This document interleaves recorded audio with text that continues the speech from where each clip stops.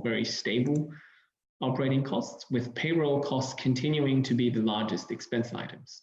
Okay. Now, tests of controls have been performed across the payroll process, and there's been no exceptions or issues arising. Now, again, if you think about the first question, so what we learned from the first question is that you can only use a substantive analytical procedure when your control environment is operating effectively. Okay, so here we have no reasons to expect the controls to not be working. Okay, so controls are very much going to be working. So you hold a meeting with the payroll manager to gain an understanding of the headcount and payroll expense changes and took the following notes. So L continues to operate across 7 outlets. They employ no part-time employees, no bonus payments were paid, a number of employees were made redundant, inflation or CPI increases by 3%, salaries are paid monthly, and redundancy costs are disclosed separately on the face of the P&L and do not form part of payroll expense. So following from this meeting, you obtained the following information from the clerk. So total payroll costs are determined by totaling payroll costs across all outlets. Each outlet's payroll is determined by respective number of employees at the outlet. Individual salaries are affected by CPI and bonuses if paid. Salary increases or decreases in duration of employment, and the number of employees vary in each outlet. Okay. And so here we're just told what that is. Okay, so this is the number of employees from last year to this year. And this is going to be the average salaries, okay, and across each of the 7 locations.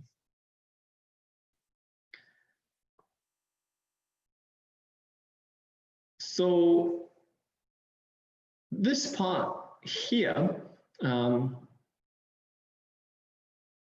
is going to be a sample answer from a student.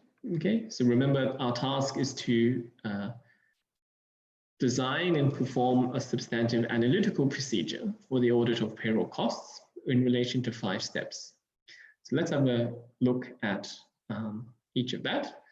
So step 1, is it suitable? So they have been auditing the client for a number of years, good level of understanding of the entity. Okay, I mean, that's a nice to have reason, but it's not going to be the key for determining whether or not the SAP is going to be suitable. Tests of controls have been performed with no exceptions or issues arising. Okay, that is going to be the key component that drives whether or not there's going to be a suitability, okay, of using a substantive analytical procedure. Let's have a read of the third reason. So they have 62 employees, indicating a large number of transactions. Relationship between employee numbers and payroll expenses exists.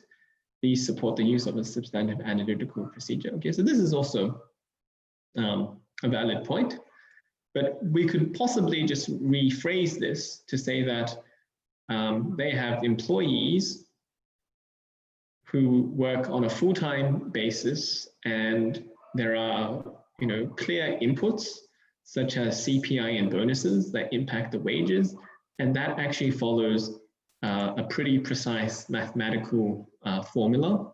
Okay, so it's the number of employees multiplied by the salary, multiplied by CPI, multiplied plus any bonus, and then you sum that across all of the 7 places.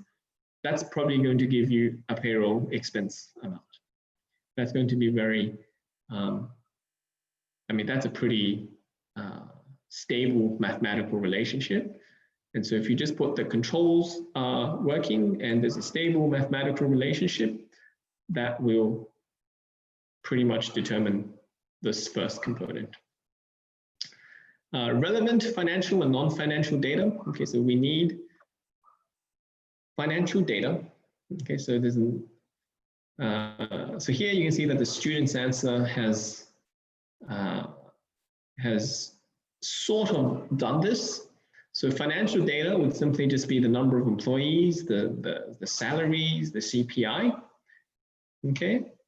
In terms of non-financial data, I don't think there's going to be a lot of non-financial data.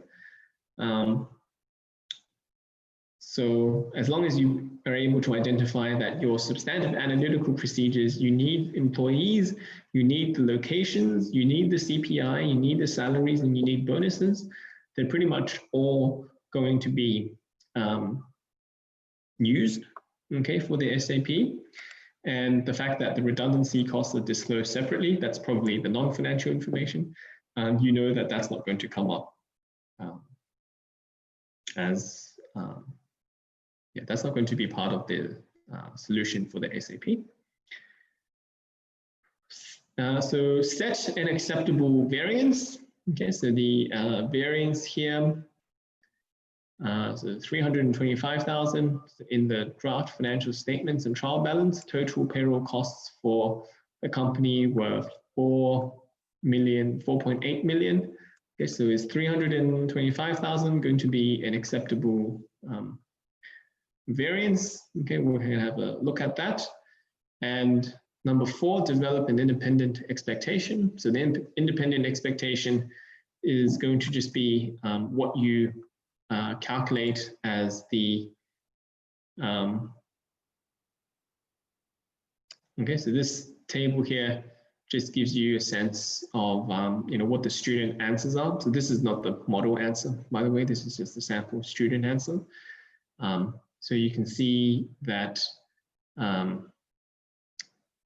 they use B times C times the salary increase, and they summed that across different places, and they looked at what the draft financial statement is, okay, and they calculated the variance between that and that. So here, we just need to be aware that the redundancies, okay, so the redundancies, when did they happen?